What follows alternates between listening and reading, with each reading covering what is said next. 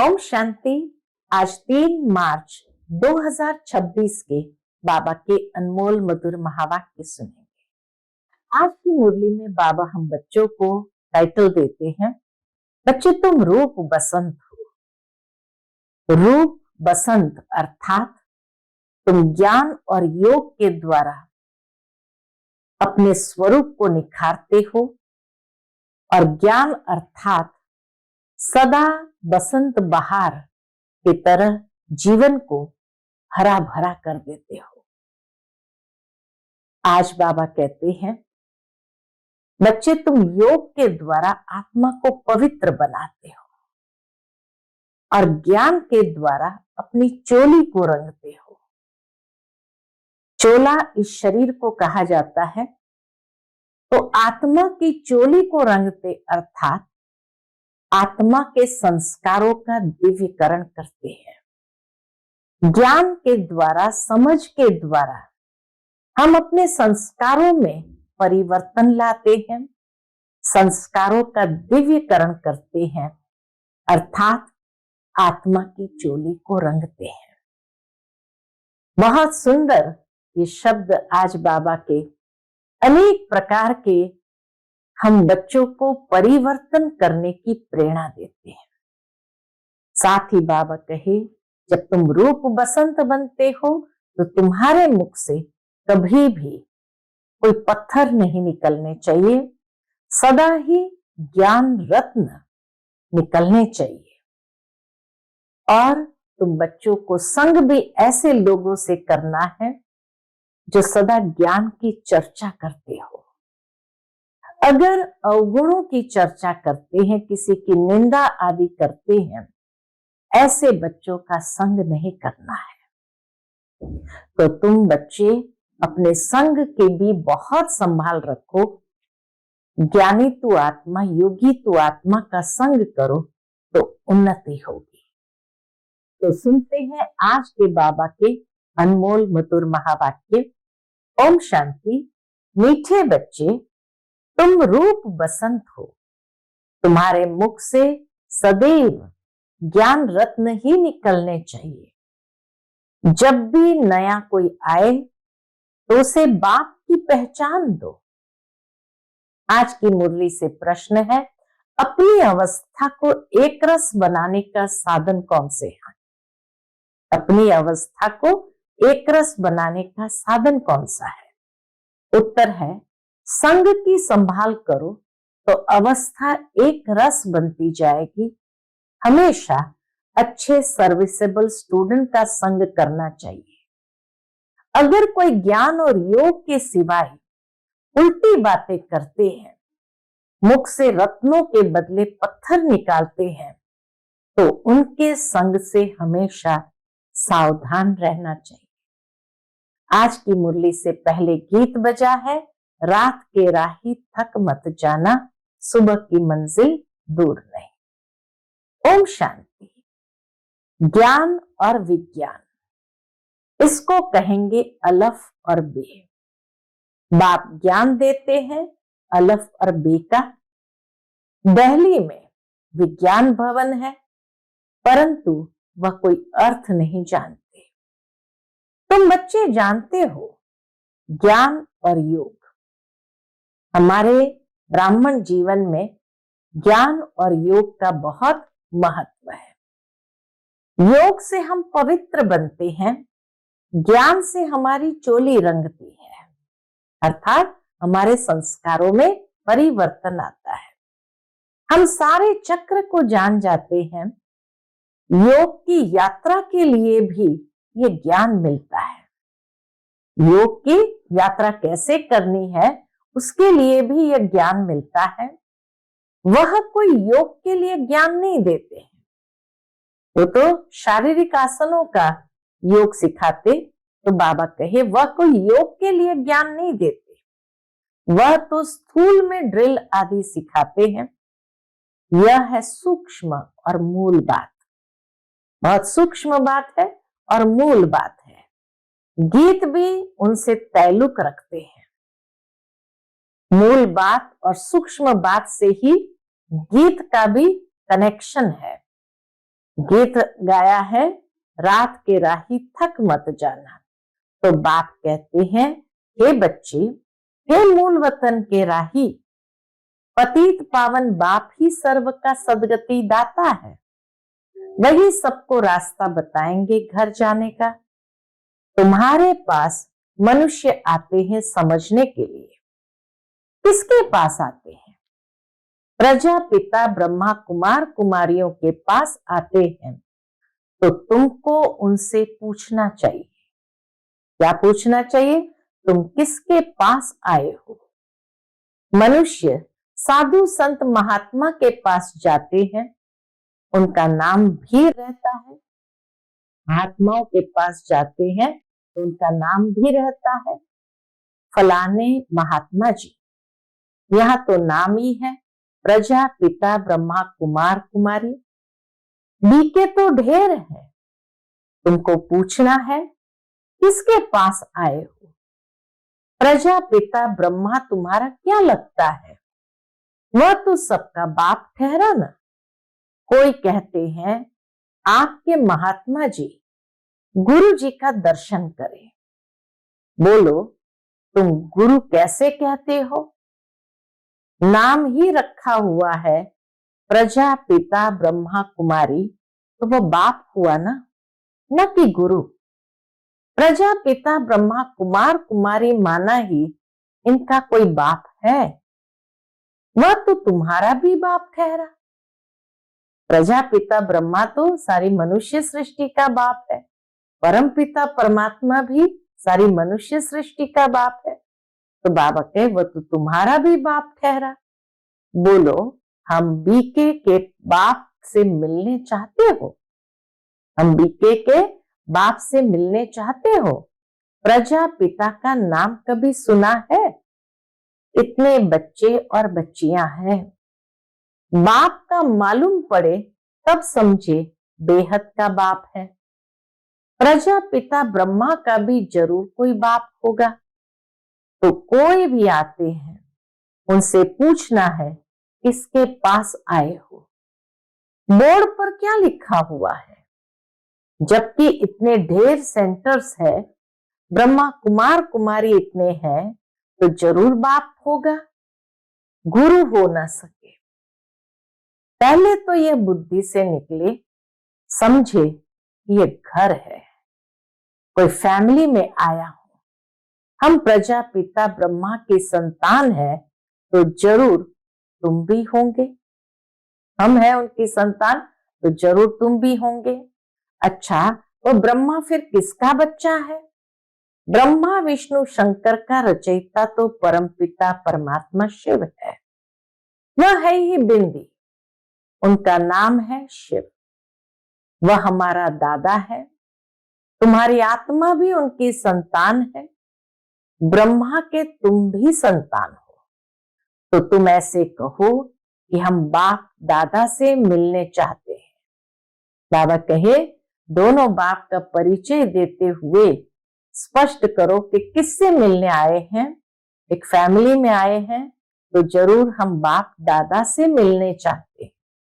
उनको ऐसा समझाना चाहिए जो उनकी बुद्धि चली जाए बाप के तरफ। समझे मैं किसके पास आया हूं? प्रजापिता ब्रह्मा हमारा बाप है, वह है सब आत्माओं का बाप। तो पहले ये समझो हम किसके पास आए हैं। ऐसी युक्ति से समझाना है जो उनको पता पड़े कि ये शिव बाबा की संतान है, ये एक फैमिली है। उनको बाप और दादा का परिचय हो जाए। तुम समझा सकते हो, सर्व का सदगति दाता निराकार बाप है। वह प्रजापिता ब्रह्मा द्वारा सर्व की सदगति करते हैं। उनको सब पुकारते हैं। देखते हो ना, कितने बच्चे हैं जो आकर बाप से वर्षा लेते हैं। पहले उनको बाप का परिचय मिले, तब समझे हम बाप दादा से मिलने आए। बोलो, हम उनको बाप दादा कहते हैं। समझाओ, हम उनको बाप दादा कहते हैं। नॉलेजफुल पतित पावन व शिव बाबा है ना, फिर समझाना चाहिए भगवान सर्व का सद्गति दाता निराकार है, वह ज्ञान का सागर है, ब्रह्मा द्वारा बेहद का वर्षा ले रहे हैं, तो वह समझे ये ब्रह्मा कुमार कुमारियां शिव बाबा की संतान है, वही सबका बाप है, भगवान एक है, वही आदि सनातन देवी देवता धर्म की स्थापना करते हैं, वह स्वर्ग का रचयिता, सर्व का बाप भी है, टीचर भी है, गुरु भी है, सृष्टि के आदि मध्य अंत का राज समझाते हैं, अर्थात त्रिकालदर्शी बनाते हैं। जो भी देखो समझने लायक है तो उनको ये समझाना चाहिए। पहले तो पूछो तुम्हारे बाप कितने हैं, लौकिक और पारलौकिक। बाप तो सर्वव्यापी हो न सके, लौकिक बाप से यह वर्षा मिलता है, पारलौकिक से यह वर्षा मिलता है। दोनों बाप से क्या वर्षा मिलता है ये भी स्पष्ट करो।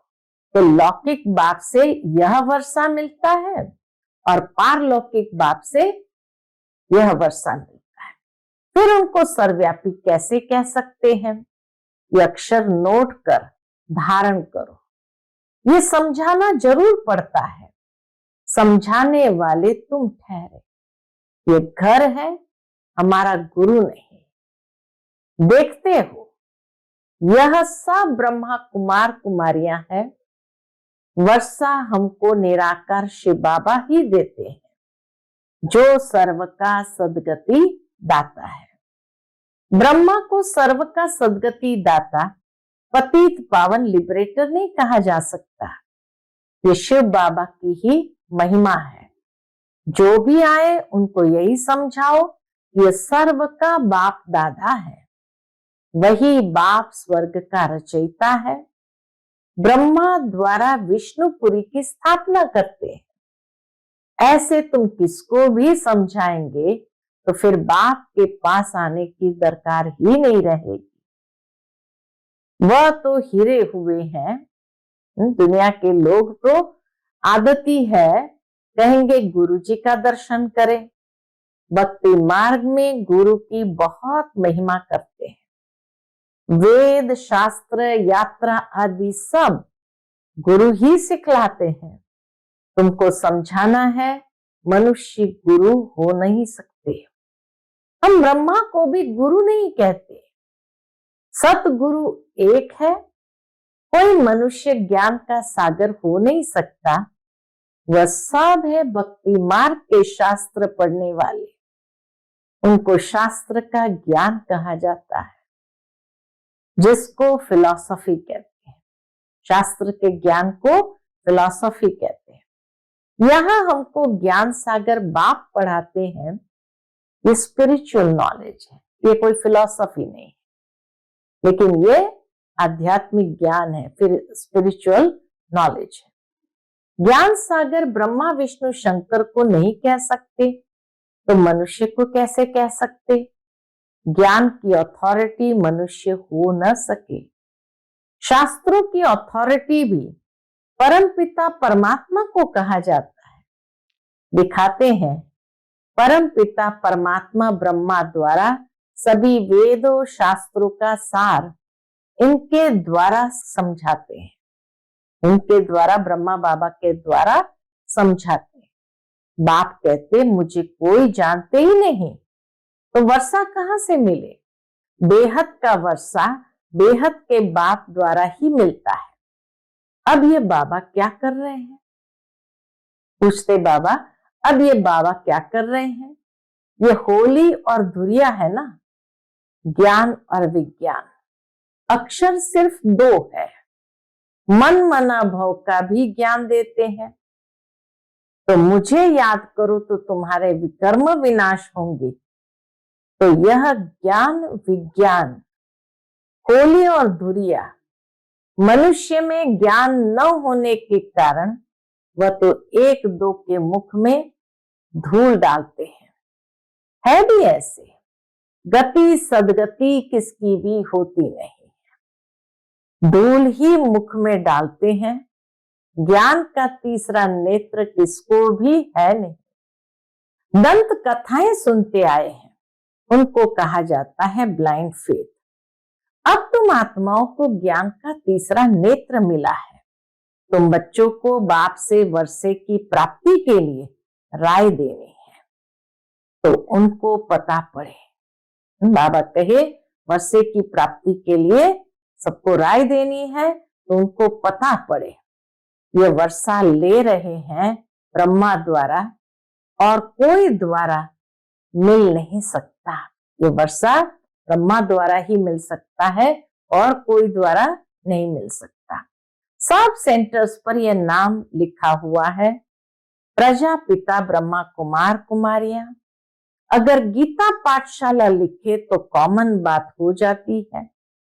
अब तुम भी बीके लिखो, तब तो बाप का परिचय दे सको। मनुष्य बीके नाम सुनकर डर जाते हैं, इसलिए गीता पाठशाला नाम लिखते हैं, परंतु इसमें डरने की कोई बात नहीं। बोलो ये घर है, तुम जानते हो किसके घर आए हैं, किसके पास आए, किसके घर आए। इन सब का बाप है प्रजापिता ब्रह्मा। भारतवासी प्रजापिता ब्रह्मा को मानते हैं। क्रिश्चियन भी समझते हैं आदि देव होकर गए हैं, जिसके ये मनुष्य वंशावली है, जिसके ये मनुष्य वंशावली है। बाकी वो मानेंगे तो अपने क्राइस्ट को ही, क्राइस्ट को, बुद्ध को फादर समझते हैं। सीजरा है ना, असल में बाप ने ब्रह्मा द्वारा आदि सनातन देवी देवता धर्म की स्थापना की है। वह हो गया ग्रेट ग्रेट ग्रेट ग्रैंडफादर। पहले बाप का परिचय देना है। वह कहे हम आपके बाप से मिलना चाहते हैं। बोलो वर्षा शिव बाबा से मिलता है, वर्षा शिव बाबा से मिलता है, न कि ब्रह्मा बाबा से। तुम्हारा बाप कौन है? गीता का भगवान कौन है? आदि सनातन देवी देवता धर्म की स्थापना किसने की?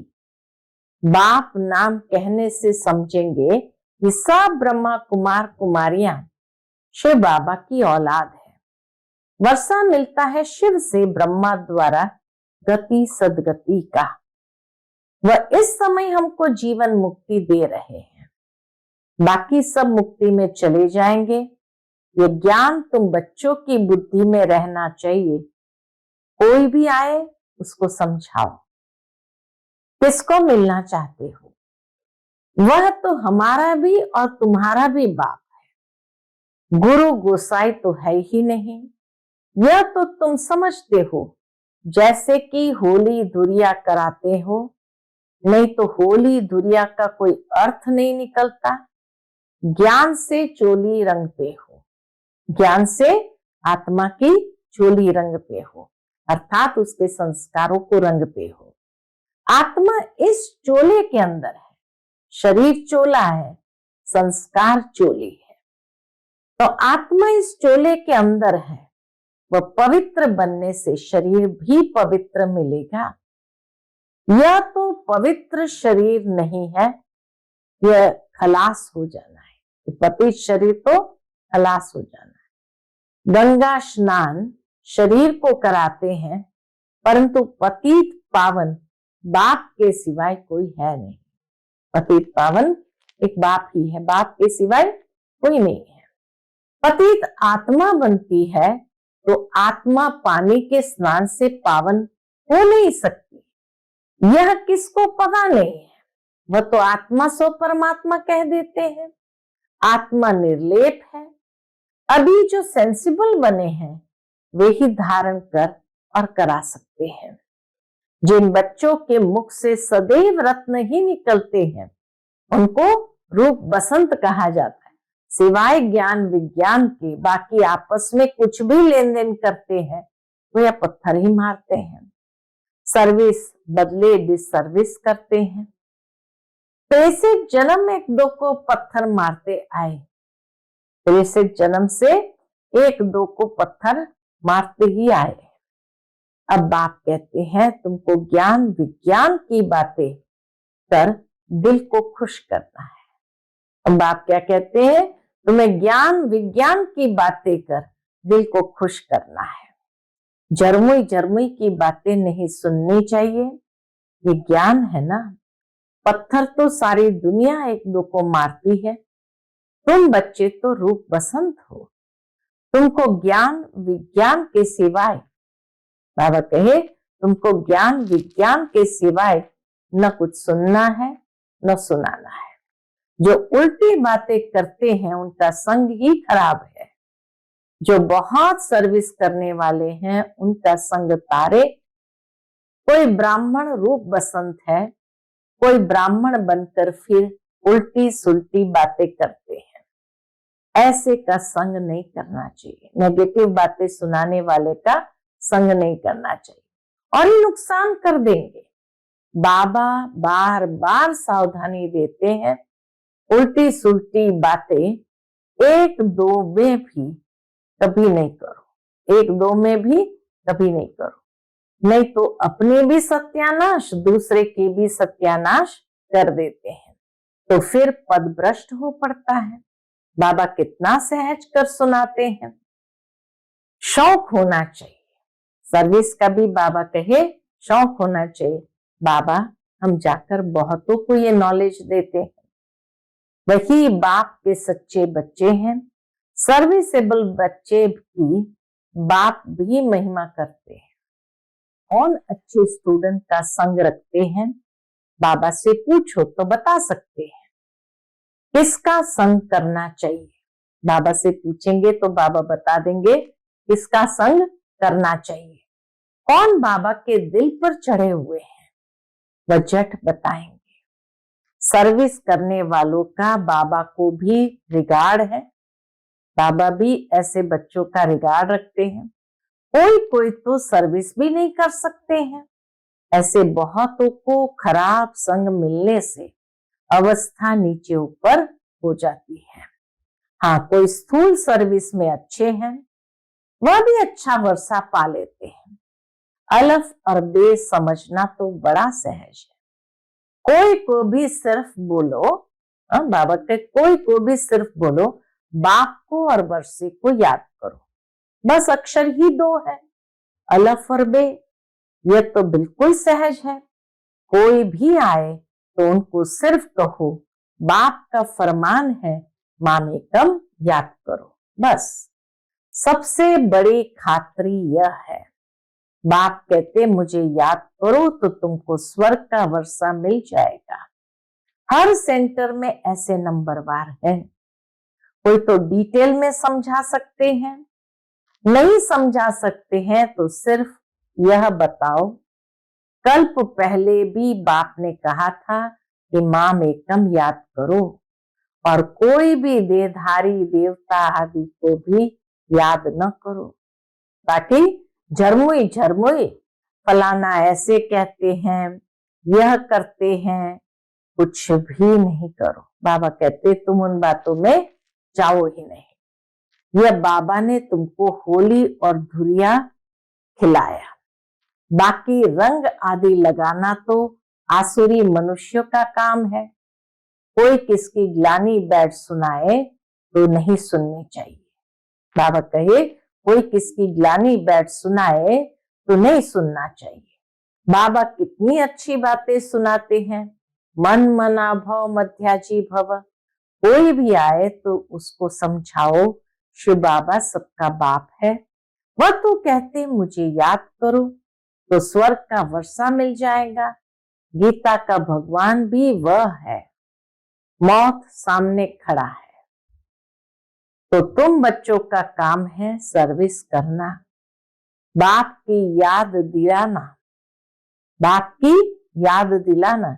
यह है महान मंत्र जिससे राजधानी का तिलक मिल जाएगा। कितनी सहज बात है, बाप को याद करो, बाप को याद करो और कराओ तो बेड़ा पार हो जाएगा। बाबा कहे कितनी सहज बात है, बाप को याद करो और कराओ तो बेड़ा पार हो जाएगा।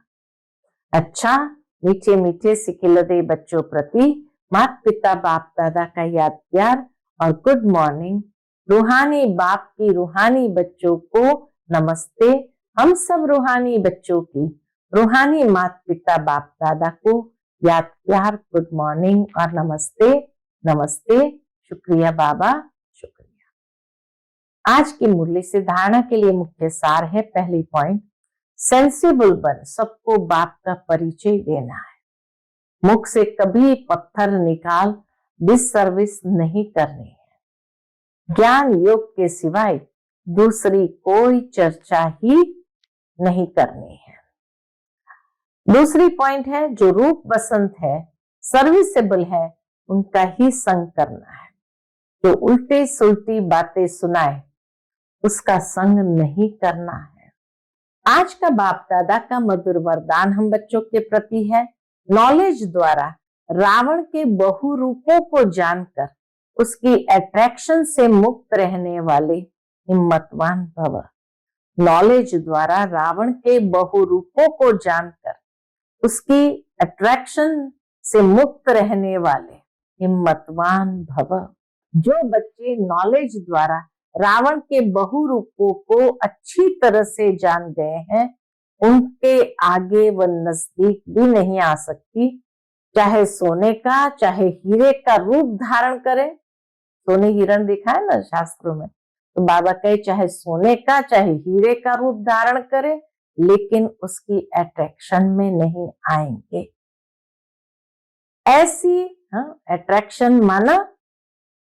अट्रैक्शन माना उसके आकर्षण में नहीं आएंगे। ऐसी सच्ची सीताएं बन लकीर के अंदर रहने का लक्ष्य रख हिम्मतवान बनो। फिर ये रावण की बहु सेना वार करने के बजाय आपकी सहयोगी बन जाएगी। प्रकृति के 5 तत्व और 5 विकार ट्रांसफर होकर आपकी सेवा के लिए आएंगे। आज का स्लोगन है, सेवाओं में सफलता प्राप्त करना है तो निर्माण चित्त की विशेषता को धारण करो। सेवाओं में सफलता प्राप्त करना है तो निर्माण चित्त की विशेषता को धारण करो।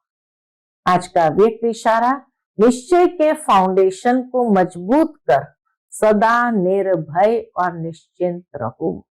निश्चय के फाउंडेशन को मजबूत कर सदा निर्भय और निश्चिंत रहो।